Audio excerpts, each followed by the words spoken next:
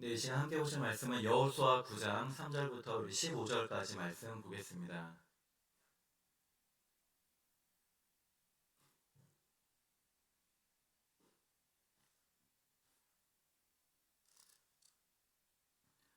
여호수아 9장 우리 3절부터 15절까지 말씀 우리 한 절씩 우리 번갈아 가면서 읽겠습니다.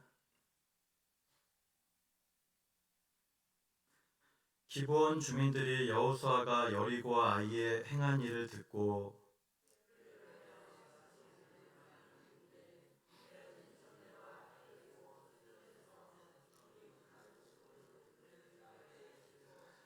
그 발에는 낡아서 기운 신을 신고 낡은 옷을 입고 다 마르고 곰팡이 난 떡을 준비하고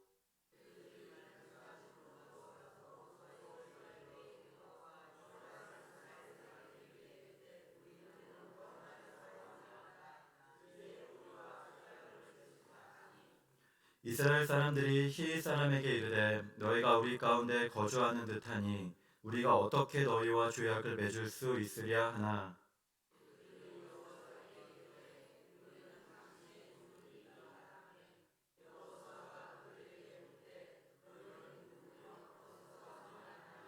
그들이 여호수아에게 대답하되 종들은 당신의 하나님 여호와 이름으로 말미암아 심히 먼 나라에서 왔사오니 이는 우리가 그의 소문과 그가 애굽에서 행하신 모든 일을 들으며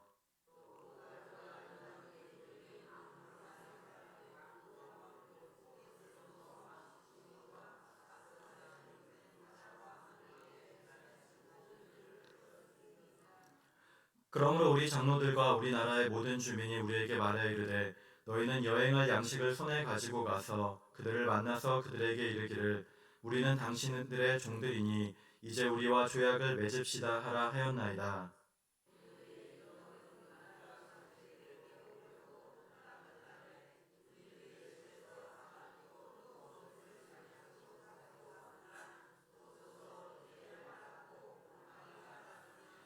또 우리가 포도주를 담은 이 가죽 부대도 새 것이었으나 찢어지게 되었으며 우리의 이 옷과 신도 여행이 매우 길었으므로 낡아졌나이다 한지라.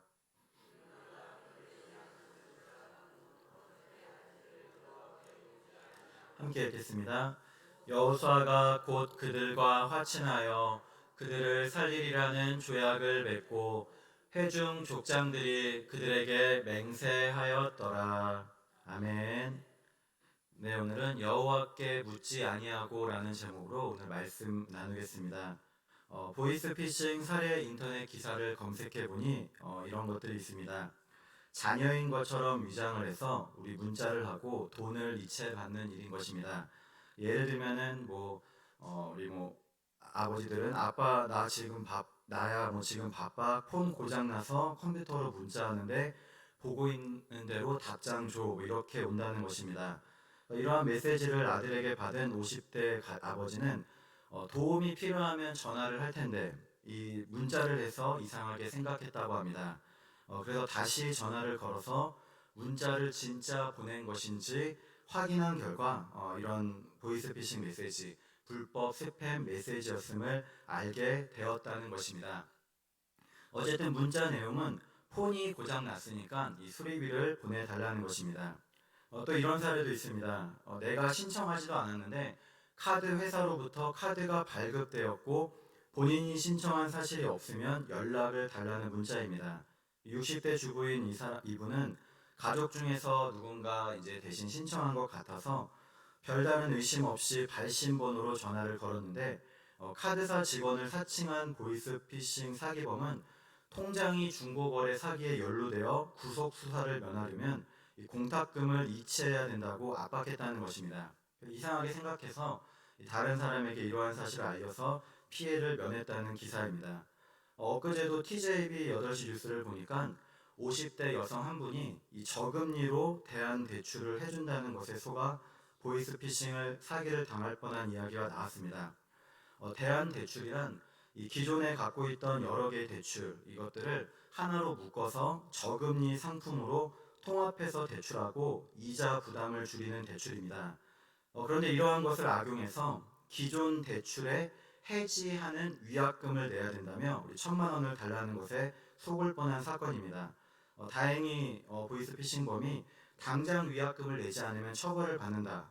그 말에 이상하다고 생각해서 경찰서를 찾아갔고 경찰과 함께 보이스피싱 현금 수거책을 검거한 것입니다.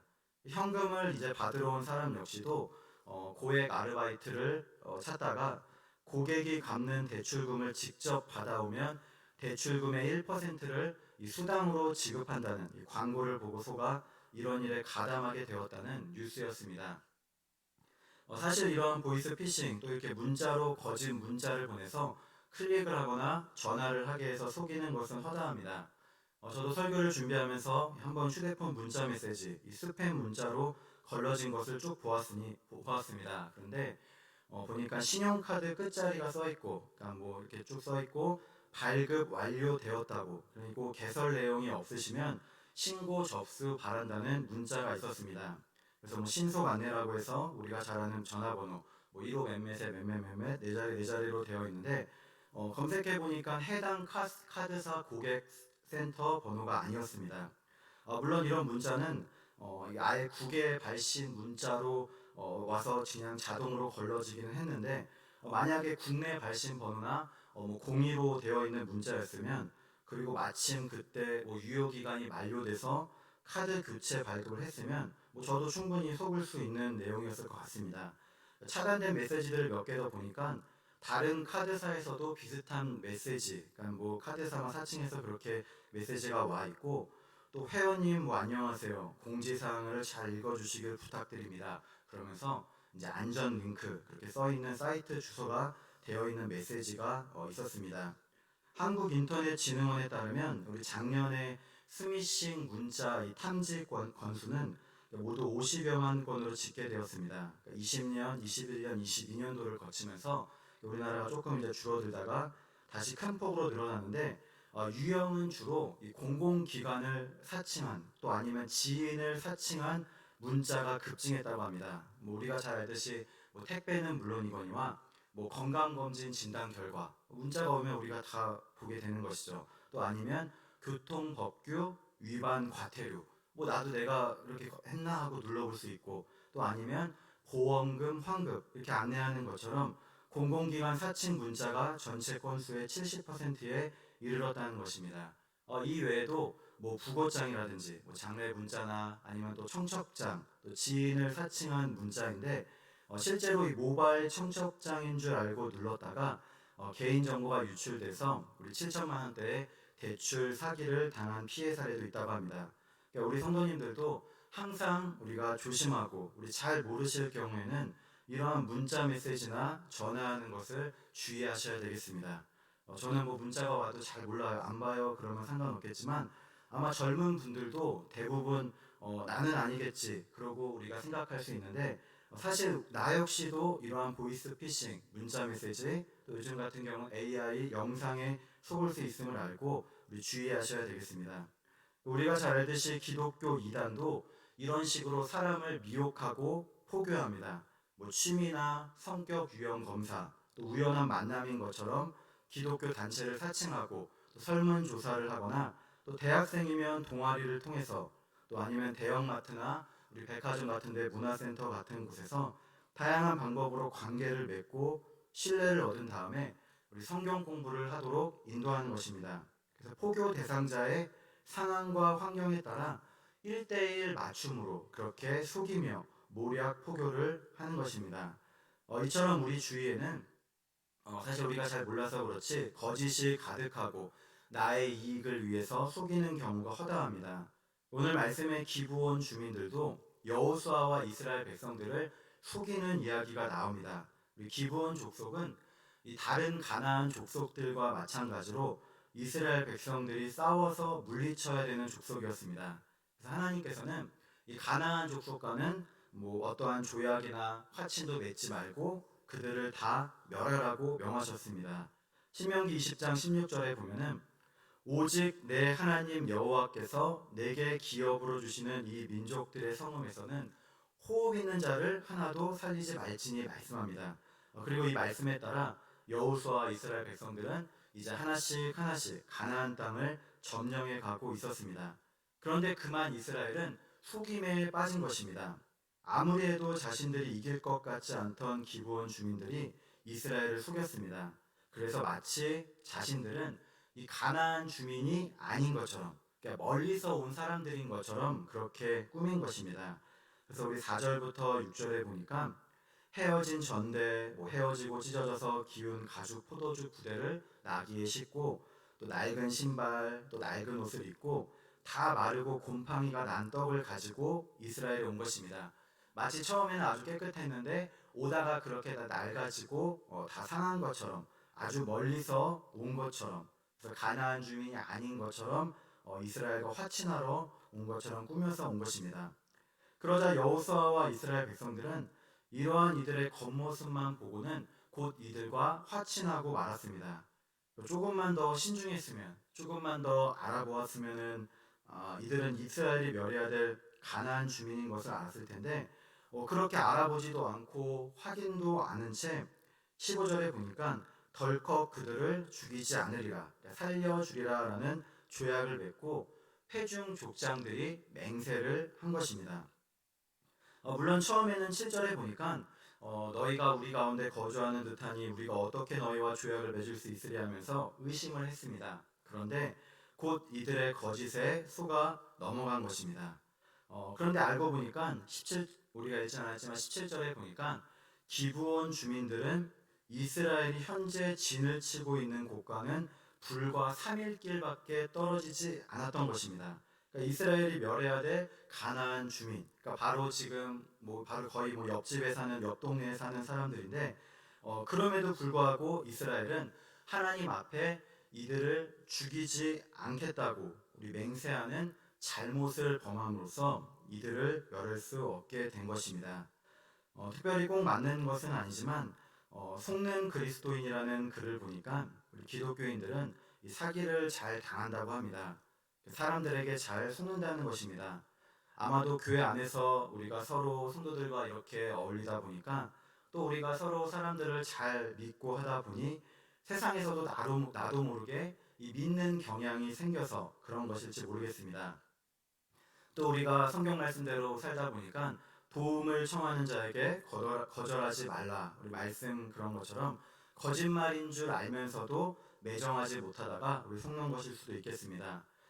교회라는 것이 늘 세상에 열려 있고 또 우리가 항상 새 가족들이 새롭게 오면은 반갑게 맞아주고 환영하는데 이런 분위기를 노려서 이곳저곳을 전전하면서 우리 속이는 사람들이 있다는 것입니다. 우리는 이러한 사람들을 주의해야 되겠습니다. 실제로 작년 10월 기사에도 보니까 교회 권사가 교인 등 400명을 상대로 668억 원의 주식 투자 사기를 벌인 일이 있었습니다. 자신이 아는 주식에 투자하면 원금도 보장하고 연 18%의 수익도 주겠다며 같은 교회 다니는 교인 등을 상대로 50억 원을 가로챘다는 것입니다. 그러니까 아마도 우리도 교인이니까 그렇게 믿고 돈을 맡겼을 텐데 그것에 그만 속은 것입니다. 조사 결과 주식 투자 전문가로 행세하면서 교회 교인뿐 아니라 교인들로부터 소개받은 아는 사람들에게 투자를 하면 원금과 수익금을 나눠주는 얼마를 보장해주겠다고 하며 속인 것입니다. 그래서 그렇게 투자금을 받은 다음에 다른 사람들이 새롭게 투자를 하면 수익금을 나눠주는, 이게 돌려막기를 하면서 오랜 기간 범행을 해서 이런 일이 벌어진 것이라고 합니다. 우리도 살다 보면 처음에는 세상에 그렇게 덕스러울 수 없는 그런 권사님이나 장로님의 얼굴을 하고 나타나서 친교를 나누다가 어느 순간 이 사람 저 사람에게 돈을 빌리고 우리 달아나 버리는 일이 비일비재합니다. 또 그렇게 그런 사람을 믿고 다리 역할을 했던 사람, 우리 교인과 또 돈을 잃은 사람 사이에 한바탕 몸살을 앓고 많은 이들이 상처를 입고 넘어지는 것입니다. 사실 우리가 살아가는 세상이 무조건 나쁘고 속이는 세상이라고 우리가 할 수는 없습니다. 그러나 앞서 살펴보았듯이 지금 기독교 이단뿐 아니라 보이스피싱, 각종 사기, 하다못해 개인 이웃 간에도 이러한 속이는 일이 비일비재함을 알아야 되겠습니다. 그래서 퇴직하시는 분들을 보니까 그렇게 퇴직하실 때에도 교육을 받는데 이러한 투자 사기에 대해서도 교육받는다고 이야기를 들었습니다. 하도 이러한 일이 많다 보니까 우리는 이러한 일이 남의 일이라고 꼭 생각할 것이 아니라 나 역시도 우리도 이렇게 될 수 있음을 우리가 꼭 인지하고 주의하면서 살아야 되겠습니다. 그렇다면 오늘 말씀에서 이렇게 여호수아와 이스라엘 백성이 속은 이유에 대해서 우리 성경은 무엇이라고 말씀할까요?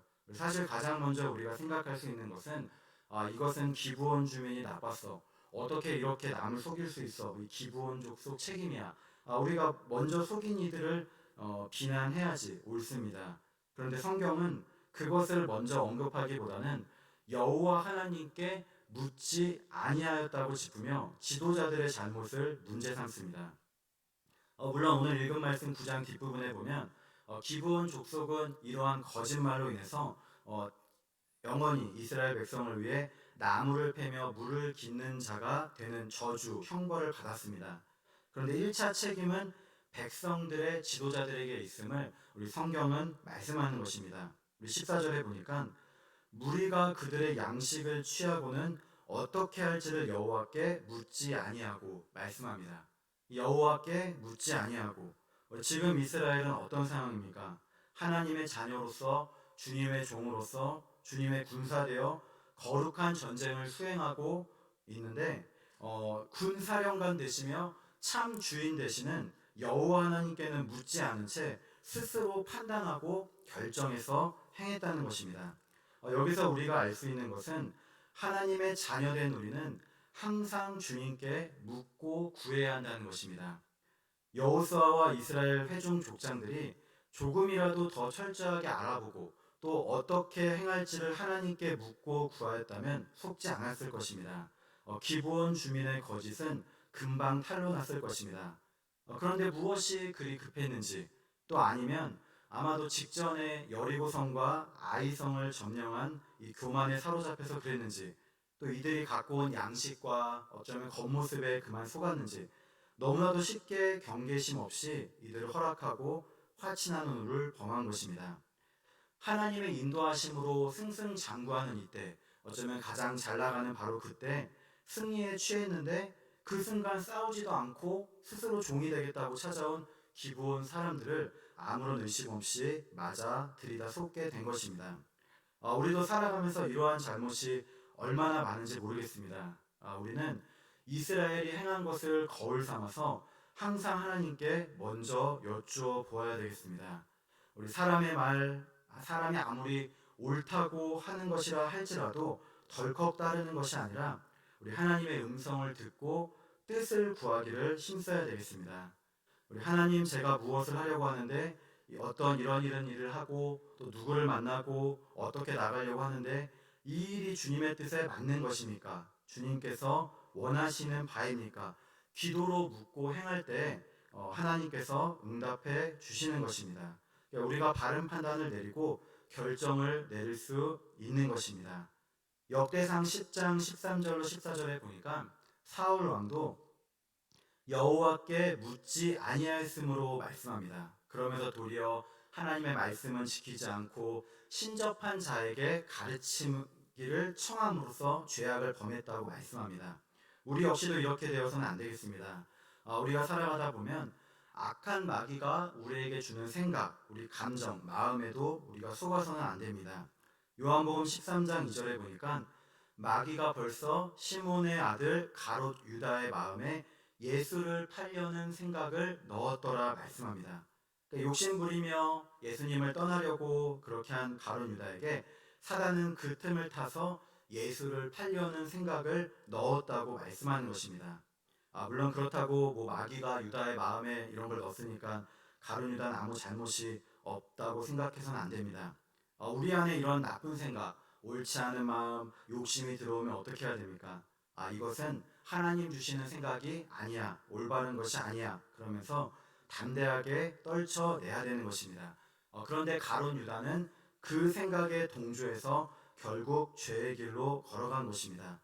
우리가 잘못된 판단과 결정을 내릴 때 보면은 순간 환경과 상황만을 보거나 또 내 기분, 내 감정에 따라 행할 때가 있을 수 있습니다. 그래서 우리가 급하게 쫓기듯이 내리는 결정, 물론 때로는 그것이 정말로 옳을 때도 있는데 한 가지만 보고 다른 것은 보지 못하고 판단하는 우를 범할 때가 있는 것입니다. 또 내가 기분이 좋을 때 내리는 결정, 또 반대로 내가 기분과 감정이 상해서 판단할 때에도 올바른 것을 우리가 찾지 못할 때가 있는 것입니다. 당연한 얘기지만 외적으로 보는 것만으로도 속아서는 안 되겠습니다. 사무엘상 16장에 사무엘은 엘리압의 용모와 키를 보고는 여호와의 기름 부으실 자가 과연 주님 앞에 있도다 생각했습니다. 그렇지만 하나님은 뭐라고 말씀하십니까? 그의 용모와 키를 보지 말라. 내가 이미 그를 버렸노라. 내가 보는 것은 사람과 같지 아니하니 사람의 외모를 보거니와 나 여호와는 중심을 보느니라. 그렇게 말씀해 주셨습니다. 그렇기 때문에 우리는 항상 하나님께 기도드리면서 묻고 구하며 우리 살아가기를 힘써야 되는 것입니다. 그러나 사실 우리가 이렇게 기도드리고 구한다고 해서 뭐 하나님이 정확하게 우리에게 응답하시고 말씀해 주시는 것을 알기란 여간 어려운 일이 아닙니다. 그럴 때 우리가 할 수 있는 좋은 방법은 우리가 잘 알아봐야 된다는 것입니다. 하다못해 아는 사람에게라도 우리가 물어보아야 되는 것입니다. 우리가 만에 하나 성경에는 나와 있지 않지만 오늘 말씀에서 이스라엘 백성들이 뭐 설령 여호와 하나님께 기도드리진 않았다 할지라도 뭐 근방에 가나안 족속을 잘 아는 사람한테 물어봐서 기브온 족속이 어디 사는지 또 어떠한 족속인지 생긴 모습은 어떤지 특징은 어떠한지 아마 확인해 보았다면 금방 알아차렸을 것입니다.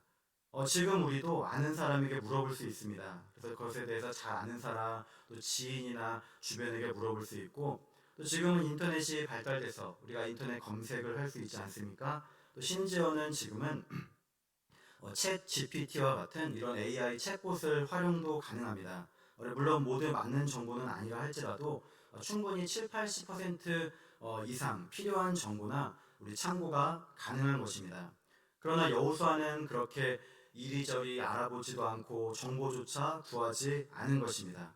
우리는 언제나 우리가 알 수 있는 최선을 다해서 찾고 구하며 깨우치기를 힘써야 됩니다.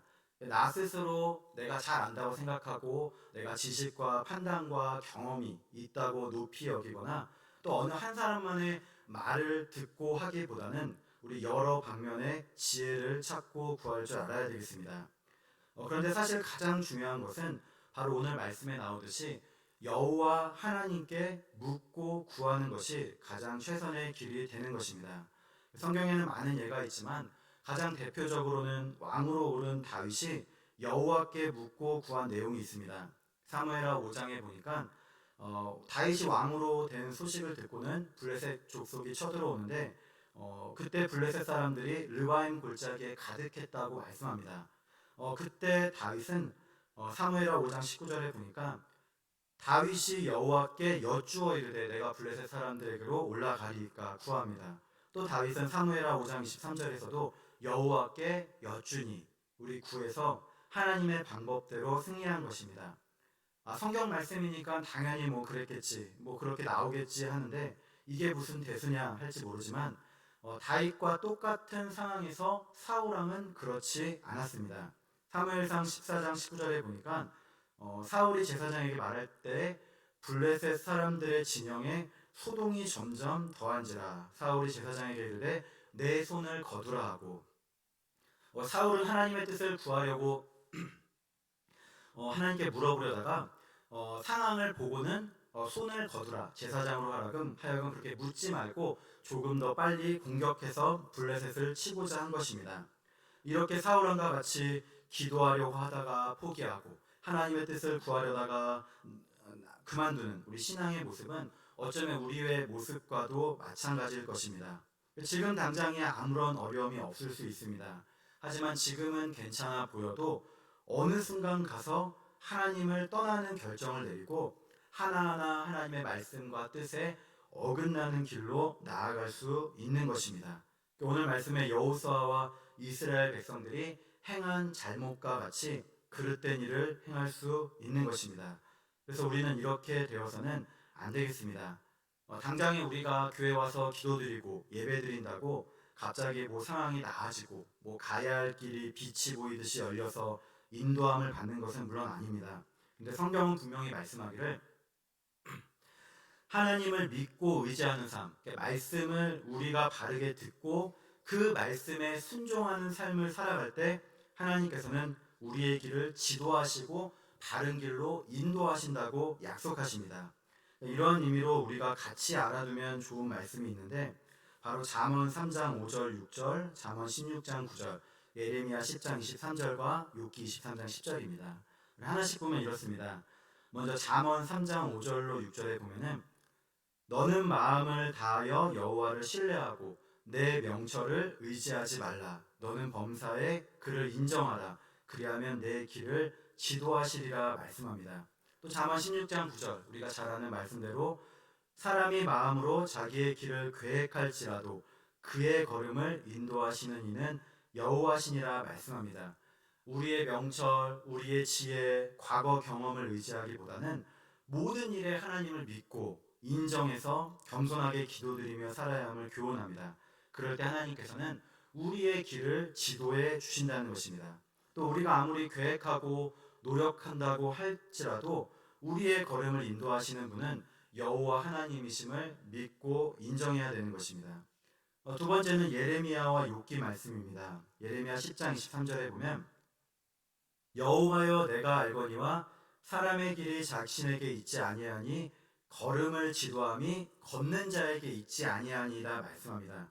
그러니까 우리가 걸어가는 이 길이 내 뜻대로 내 생각대로 우리가 있다고 생각하는데 사실은 그렇지 않고 걸음을 지도함은 걷는 자가 아니라 바로 하나님께 있음을 말씀합니다. 욥기 23장 10절도 마찬가지입니다. 예레미야는 10장 23절인데 욥기는 거꾸로 23장 10절입니다.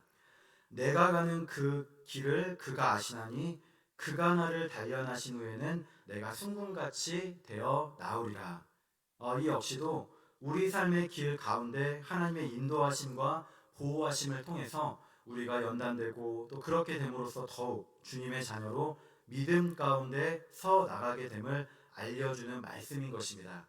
그래서 우리가 이 땅을 살아가면서 어려운 일도 당하고 기쁜 일도 있지만 금속을 불로 재련하면 불순물은 빠지고 정금과 순금이 되어 나오듯이 우리의 삶도 때로는 고난과 연단 또 믿음의 시련으로 말미암아 깨지고 상하여서 그것으로 말미암아 더욱 하나님 앞에 바르게 서서 깨끗한 모습으로 나아가게 됨을 믿어야 되겠습니다. 길을 예비하시고 인도하시는 주님이라는 2021년도 12월 날마다 쏟는 샘물 큐티제 가정 클릭에 나오는 간증글을 소개해드립니다. 우리 서울 중랑구 박승민 집사님, 남자 집사님의 글입니다. 7년간 재직하던 회사를 떠나서 이제 새로운 직장으로 이직을 하게 되었다고 합니다. 이전보다 더 나은 연봉, 복지, 괜찮은 제안에 회사에 대해서 자세히 알아보지 않고 또 기도도 하지 않은 채 일은 부딪히면 다 적응하겠지라는 어리석은 생각으로 이직했다는 것입니다. 근데 이직을 하고 보니까 회사의 업무 프로세스나 또 환경이 예상한 것과 많이 달랐습니다. 면접 때 이야기했던 것과는 다르게 부수적인 업무도 많이 해야 됐고 또 제대로 된 인수인계도 없어서 실제 업무를 진행해야 되는 그런 상황이었습니다. 기도로 이직을 준비하지 않은 것이 후회가 되었다고 합니다. 그래도 이런 상황이 당황스럽기는 했지만 새로운 직장에 잘 적응할 수 있도록 매일 출근하기 전에 기도드리면서 차츰 업무를 익혀가며 동료와 고객사 직원들과의 협업을 통해 이 업무에 적응을 해나갔습니다. 처음 몇 달 동안은 고객의 무리한 요구사항으로 마음고생을 했지만 그때마다 하나님께 나아가 모든 염려와 문제 상황을 아뢰습니다. 이런 시간들이 차츰 지나며 업무적으로 새로운 경험을 많이 할 수 있었고 또 신앙적으로도 주님을 더욱 전적으로 의지하게 되었다고 합니다. 어느덧 회사에 온 지 1년 반 정도의 시간이 흐르며 글을 쓸 당시 현재는 감사함 속에서 직장 생활을 하게 되었다는 글입니다. 감사한 것은 잦은 출장과 야근으로 인해 가족과 함께하는 시간이 부족했는데 지금은 아침에 일어나 사랑하는 아내와 아이들과 함께 큐티로 하루를 시작한다고 합니다. 늘 부족했던 가족 간의 시간, 주님과의 교제 시간이 이제는 삶의 가장 중요한 시간이 되었고 이 시간들의 소중함과 감사를 깨닫게 된 것입니다. 그러면서 나보다 나를 더 잘하시고 나를 위해 모든 것을 예비하시고 채워주시는 하나님께 감사 찬양 영광 올려드린다는 그런 간증의 글입니다. 지금도 우리가 살아가면서 때로는 우리는 실수와 잘못이 있는 가운데서도 우리를 인도하시는 하나님을 믿고 붙들어야 되겠습니다. 시편 23편의 말씀과 같이 여호와는 나의 목자시니 내게 부족함이 없으리로다. 그가 나를 푸른 풀밭에 누이시며 쉴 만한 물가로 인도하시는도다. 내 영혼을 소생시키시고 자기 이름을 위하여 의의 길로 인도하시는도다 말씀합니다. 이스라엘에는 깊은 골짜기가 많이 있다고 합니다. 그래서 골짜기에는 여기저기 동굴이 있어 맹수들이 숨어 있다가 길을 잃고 헤매는 양들, 힘없는 가축들을 공격하는 것입니다. 그야말로 사망의 음침한 골짜기인 것입니다. 그런데 우리 삶의 길에도 언제나 잔잔한 호수, 푸른 초장, 쉴만한 물가가 있으면 좋겠지만 그렇지 않습니다. 때로는 사망의 음침한 골짜기처럼 완전한 실패를 우리가 경험하기도 하고 좌절을 겪으며 살아야 될 때도 있습니다. 오늘 여호수아와 이스라엘 백성들과 같이 기브온 주민들에게 속은 것과 같은 상황도 경험할 수 있습니다. 하지만 그럴 때마다 우리는 두려워하거나 절망해서는 안 될 것입니다. 여호와는 나의 목자시니 주의 지팡이와 막대기가 나를 아니 우리 보살펴 주시기 때문인 것입니다. 우리 오늘 이스라엘 백성과 여호수아는 기브온 족속의 거짓말에 이렇게 속았어도 이제 우리 가나안 정복하지 말아야지 그렇게 하면서 그 정복을 멈추지 않았습니다. 이윽고 다시 일어나 승리의 길로 나아가고 다시금 기도드리며 순종의 자리로 나아간 것입니다. 우리 역시도 내가 세상을 살아가며 한 번, 두 번, 또 몇 번의 실패와 거짓 가운데 속아 넘어지더라도 다시금 일어서서 나아가야 되겠습니다. 설령 우리가 충분한 기도 없이 행한 결정이 있다고 할지라도 다시금 일어서서 하나님께서 우리를 향하신 큰 계획과 역사 그리고 우리의 평생의 삶을 인도하심을 믿고 변치 않으신 하나님을 붙드시기를 소망합니다. 우리 언제나 하나님께 기도드리면서 묻고 구하는 삶, 우리 예배드리며 주님 앞에 나와서 우리의 삶을 맡기는 믿음의 삶, 그리고 항상 말씀 앞에 잘못된 것은 없는지 돌아보면서 하나님의 크신 계획 가운데 믿음으로 나아가는 우리 복된 성도 여러분 되시기를 주님의 이름으로 축복합니다. 기도드리겠습니다. 하나님 감사드립니다. 우리의 삶 가운데서도 세상의 거짓과 유혹, 또 우리의 욕심에 이끌려 잘못된 결정, 또 판단을 내리는 경우가 얼마나 허다합니까? 그때마다 우리를 긍휼히 여겨 주시옵고 올바른 길로 나아오도록 인도하여 주시옵소서. 늘 말씀을 보며 기도로 묻고 우리 삶의 길을 주님께 맡기는 저희 모든 성도들이 되도록 축복해 주시옵소서. 감사드리며 예수님의 이름으로 기도드립니다. 아멘.